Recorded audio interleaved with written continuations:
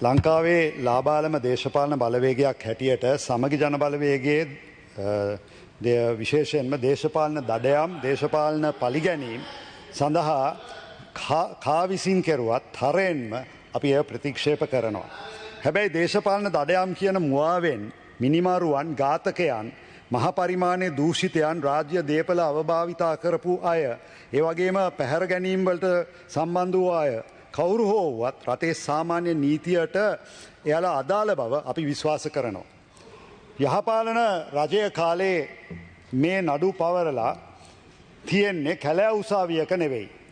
විශේෂයෙන්ම 2015 රජය පලිගැනීම් කමිටුවක් පත්කොට එහි පලිගැනීම් කමිටුව හරහා වාර්තාව CID එකට බාර දෙමින් CID එක පරීක්ෂණ වාර්තාවක් සකස් කරමින් නීතිපති දෙපාර්තමේන්තුවට එම වාර්තාව ලබා දෙමින් නීතිපති දෙපාර්තමේන්තුව හරහා අධිකරණය ඉදිරියේ නඩු පවරලා තියෙනවා. දාපු නඩු බොරුවක් නම් සාක්ෂි නැත්නම් නඩුව විසිවෙන්න පුළුවන්. නමුත් එතකොට සාක්ෂි නැතුව නඩුව බොරුවක් නම් තමන්ට නිදොස් කොට නිදහස් වෙන්න අවස්ථාව ඕන කෙනෙකුට තියෙනවා. සුද්ධ වෙලාම එළියට එන්න පුළුවන්. සුදු උණු ගෑවා වගේ. හැබැයි නීතියේ රැකවරණයක් තියෙනවා. මෙහෙම තියෙද්දි ඇයි ඔච්චර බය? ඇයි හදිස්සියේ මේ කොමිසම් ගෙනල්ලා මේ උසාවියට ගිහිල්ලා ඉදිරිපත් වෙලා තමන් නිවැරදි නම් ඒක විත්තිකාරයා හැටියට කතා කරන්න ඇයි මොච්චර බය? මේ රටේ සමස්ත නීති ශාස්ත්‍රය නියෝජනය කරන ශ්‍රී ලංකා නීතිඥවරුන්ගේ සංගමය ඇතුළු සංවිධාන කීපයක්ම 2020 ජනවාරි මාසයේ ඉදිරිපත් කරන ගැසට් පත්‍රිකාව හරහා ස්ථාපනය කරන ජනාධිපති පරීක්ෂණ කොමිසම් සභාව සහ 2021 ජනවාරි මාසයේ ස්ථාපනය කරන ජනාධිපති විමර්ශන කොමිසම් සභාවට තම විරෝධය තදින්ම පළ කරන අතර සමහර සංවිධාන දැනට අධිකරණයට ගිහින් නඩු පවරලා තියෙන බවත් වාර්තා වෙනවා.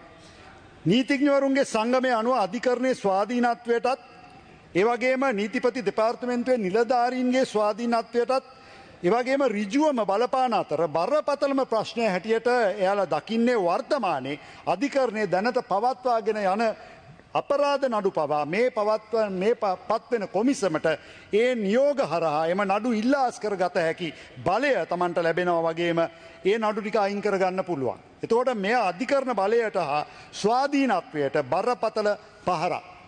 ගරු මන්ත්‍රීතුමනි, තවදුරටත් නීතිඥවරුන්ගේ සංගමය පවසනවා මේ මෝසම පාර්ලිමේන්තුවෙන් සම්මත වුවහොත් අප රටේ ආණ්ඩුක්‍රම ව්‍යවස්ථාව අනුව විධායකය ව්‍යවස්ථාදායකය එවැගේම අධිකරණය අතර තියෙන බල සමතුලිතතාවය පළුදු වෙන අතර නීතිය ආධිපත්‍යයට අභියෝගයක් සහ අධිකරණයේ ස්වාධීනත්වයට බලපෑමක් අනිවාර්යෙන්ම මේකෙන් සිදුවෙන බව ඒ නීතිඥවරුන්ගේ සංගමය ප්‍රකාශ කරනවා.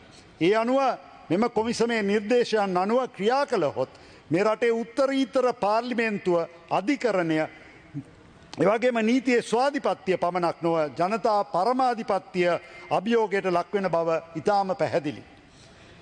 ගරු මන්ත්‍රීතුමනි, ගිය මාසේ ජෙනීවා නුවර එක්සත් ජාතීන්ගේ සැසිවාරයේ රජය විසින් රාජතාන්ත්‍රිකව හොඳට නාගත්ත බව මේ රටේ කුඩා දරුවෙකුට පවා හොඳටම තේරෙනවා. මානව හිමිකම් කවුන්සලය ඉදිරිපත් කරපු චෝදනා මත අපි සුදුසු පරිදි උත්තර නොදීපු නිසා එදා ජාත්‍යන්තරයේ තිබෙන මතය තමයි, එහෙම නැත්තම් මානව හිමිකම් කවුන්සලය ඉස්මතු කරපු මතය තමයි ලංකාවේ ස්වාධීන අධිකරණ ක්‍රමවේදයක් නැති බව. දැන් Human Rights Watch කියන ආයතනයේ ලිපියකින් මම කොටසක් උපුටා ගන්නවා. And to advocate for victims and survivors and to support relevant judicial and other proceedings including in member states with competent jurisdiction. ඒ කියන්නේ අපේ රටේ නඩු අහන්නේ නැතුව වෙනත් රටවල් වල නඩු අහන්න කටයුතු කරන්න සිද්ධ වෙනවා මෙහි අධිකරණය පිළිබඳ ප්‍රශ්නයක් තියෙන නිසා කියන එක. මේ වෙලාවේදී ආණ්ඩුවේ අවධානය මම යොමු කරනවා. මානව හිමිකම් කවුන්සලයෙන් බරපතල චෝදනාවක් තියෙද්දි ඔබ මේක දැන ඔබ තවදුරටත් මේ කරන ක්‍රියාදාමෙන් මේ චෝදනා තවදුරටත් තහවුරු කරන්න දෙයක් තමයි සිද්ධ වෙන්නේ කියන එක ඉතාම පැහැදිලිව පෙන්වා දෙනවා. මොකද දැන් නීතිපති දෙපාර්තමේන්තුව සහ අධිකරණයට ඉහලින් දේශපාලන කොමිසමකට බලය තියෙනවා නඩු අහක් කරන්න. එහෙම නැත්නම් චූදිතයන් නිදහස් කරන්න. එහෙම නැත්නම් විපක්ෂ දේශපාලඥයන්ගේ ප්‍රජා අයිතීන් අයින් කරන්න.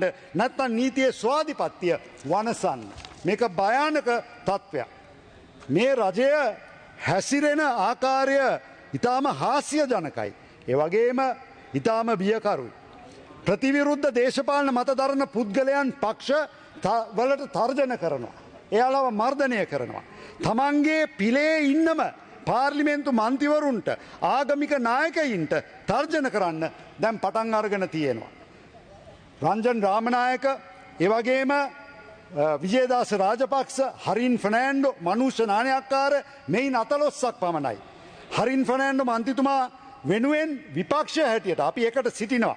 අද එතුමාගේ අයිතිය වෙනුවෙන් අපි විපක්ෂයක් හැටියට පෙනී සිටිනවා වගේම එතුමාට දේශපාලන දඩයමක් කරනවා නම් අපි ඒ වෙනුවෙන් ජාත්‍යන්තරයට පවා යන්නට විපක්ෂයක් හැටියට අපි සූදානම්. ගරු මන්ත්‍රීතුමනි මේ බුදුන්ගේ දේශය කියලා අපි කියනවා. මේ බුදුන්ගේ දේශය කියලා කිව්වම බෞද්ධ ඉගැනීම් වල අනුව පරමාදර්ශී රාජ්‍ය පාලනයක් ඇති කරන්නේ බෞද්ධ චක්‍රවර්ති සංකල්පය තුල. ඒ කියන්නේ නිරායුධ චින්තන විප්ලවයක් හා ධර්ම විජය තුලින් ජනතාව අවනත කරන අපරාධ දූෂණ පිළිකුල් කරන ඒ වගේම ආර්ථික ආධ්‍යාත්මික සමෘද්ධිය ඇති කරන එකක් තමයි බෞද්ධ චක්‍රවර්ති සංකල්පය. හැබැයි මේ රජය එම බෞද්ධ චක්‍රවර්ති සංකල්පයෙන් ගොඩාක් දුර ඈත දුරස්තව ඉන්නේ. මොකද මම කියමනක් කියන්නම් ඔබ කවුරුන්ද යන ඉතාමත්ව නිවැරදිව මාහට පෙන්වා දිය හැක. ඒ ඔබ ඇසුරු කරන්නා වූ ඔබගේ සමීපතම මිතුරන් වෙති. මෙය ඉතාමත් ජනප්‍රිය බටහිර කියමන ඇසුරු කොටගෙන පාලකින්ගේ නියම ස්වරූපය අපට නිවැරදිව පෙන්වාදීම දිය හැකි. ඒ ඔවුන්ගේ වත්මන් දේශපාලන මතවාද උපාය මාර්ග හා ඔවුන්ගේ පූර්වාදර්ශකයින් මතය. අපට අවශ්‍ය හිට්ලර් පන්නේ ආඥාදායක පාලකෙක් යනුවෙන් වත්මන් පාලකින් සිදු කළ ප්‍රකාශයන්ම ඔවුන් සතු දේශපාලන දැක්ම අපට ඉතාමත් නිවැරදිව වටහාගත හැක.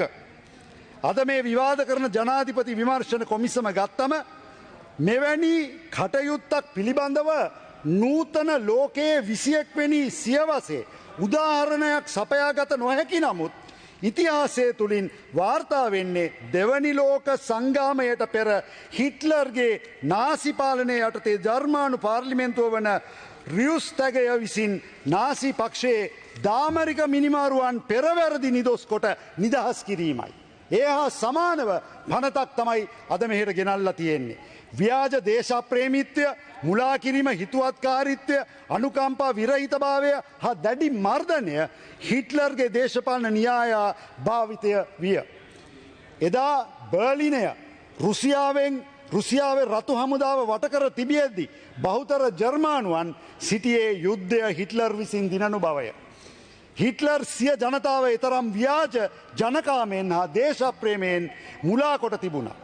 වත්මන් පාලනය මෙම හිට්ලර් න්‍යාය අනුගමනය කිරීමෙන් අප ජනතාව පත්වෙන්නේ කුමන ආකාරයක මුලාවක දැයි අපට වටහාගත හැක. මේක භයානකයි. මේ රටට ආයෝජකින් ගෙන්වා ගැනීම පිණිස වත්මන් පාලනාධිකාරිය කටයුතු කරමින් සිටින්නා වූ අධිකාරිවාදී ස්වරූපය මෙතෙක් අපට හොඳටම නිදසුනක් වෙනවා. අප රටේ ඇති ආයෝජන අවස්ථා සඳහා අවධානය යොමු කරන්න කියලා ජනාධිපතිතුමාම බෝආෝ කියන සංවිධානයේ සමාජික රටවල් වලින් මෑතකදී එතුමා ඉල්ලා සිටිනවා. හැබැයි රටක විදේශ ආයෝජන යහමින් ලබා ගැනීමට එම පාලකයින් විසින් රට තුළ පවත්වාගෙන යන ප්‍රජාතන්ත්‍රවාදී විධිමත් පාලනය පිළිබඳව ලෝකයාගෙන් ඉහළ අගය කිරීමක් හා ජාත්‍යන්තරයේ උසස් පිළිගැනීමක් පිළිබඳව මිනුම් දණ්ඩක් හැටියට දකින්න පුළුවන්.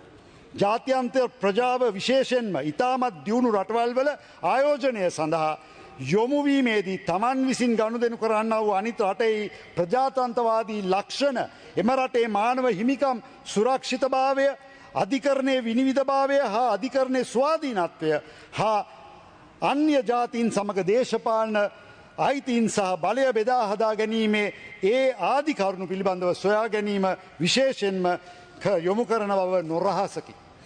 වර්තමාන පාලනය 20 වැනි ව්‍යවස්ථා සංශෝධනය තුළින් මේ රටේ ප්‍රජාතන්ත්‍රවාදී සිතියම හකුළුවා රට තුළ ස්වාධීනව ක්‍රියා කළ යුතු ආයතන සියල්ලම පාහේ විදායකයේ ඍජු හස්තයට ග්‍රහණය බවට අප සැම හොඳින් දන්නා කරුණකි. එයින් රට තුළ පසුගිය සමය තුළ හොඳින් ස්ථාපනය කර තිබූ යහපාලන ක්‍රියාදාමයට ප්‍රබල තර්ජනයක් එල්ල වූ බව නොරහසකි. වර්තමානය වන විට භාෂණයේ නිදහසට එරෙහිව පවා විදායකයේ ප්‍රබල තර්ජන කිරීමේ ප්‍රසිද්ධිය එල්ලමින් තිබීම අප සැම දන්නා කරුණකි. මෙම තත්ත්වය තුළ ප්‍රබුද්ධ ආකාරයෙන් රට තුළද විශේෂ ආයෝජන විදේශ ආයෝජන ලබා ගැනීම ප්‍රබල අසිරුතාවයක් තියෙනවා කියන එක අද වත්මන් පාලකීන්ට විශේෂ ප්‍රශ්නයක් තියෙනවා. ඒ අය අද ක්‍රියා කරන ආකාරය අපට ඉතාම පැහැදිලි මේ සඳහා. ගරු මන්ත්‍රීතුමනි, මෙම තත්ත්වය තුළ වත්මන් පාලකීන් විදේශ ආයෝජන ඉදිරියේදී කටයුතු කරනුයේ ඉතාමත් හාස්‍ය හා ජබුස්සාජානක ආකාරයට බව අප පැහැදිලිව ප්‍රකාශ කර සිටි. තමන් විසින් සපුරාදිය යුතු කොන්දේසි කිසිවක් හෝ සපුරාලීමට නොහැකි වූ රජය විදේශ ආයෝජන හමුවේ තම ඇන්දිවත පවා උනා දැමීමට සූදානම් බව අපට අද වරාය නගර ව්‍යාපෘතිය සම්බන්ධයෙන් ඔවුන් හැසිරෙන ආකාරයෙන් සිතාගත හැක. වයිෂා ස්ත්‍රියක් තමන් ළඟට ගනුදෙනුකරුවන් ගෙන්වා ගැනීමට හැසිරෙන ආකාරයෙන් හැසිරීමට මෙම පාලකීන්ට හට වර්තමානයේ සිදුවී තිබෙන්නේ ඔවුන් සතු හිට්ලර් පන්නේ ඉතාමත් ව්‍යාජ හා මර්ධනාකාරී දේශපාලන භාවිතාවක් නිසා බව අපේ වැටහීමයි. ස්තුතියි.